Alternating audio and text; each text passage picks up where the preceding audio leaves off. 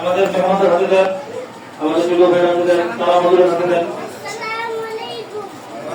এরপরে আমি পুরুষ শাখার আদর্শ নুরানি ছাত্রদের নাম ঘোষণা করছি।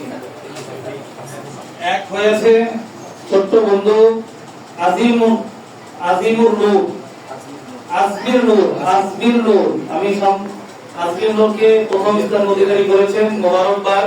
সকলে বলি মারহাবা। দ্বিতীয় হয়েছে আব্দুর রহমান সরকার, ছোট্ট বন্ধু। তৃতীয় স্থান অধিকারী করেছেন আব্দুল মমিন।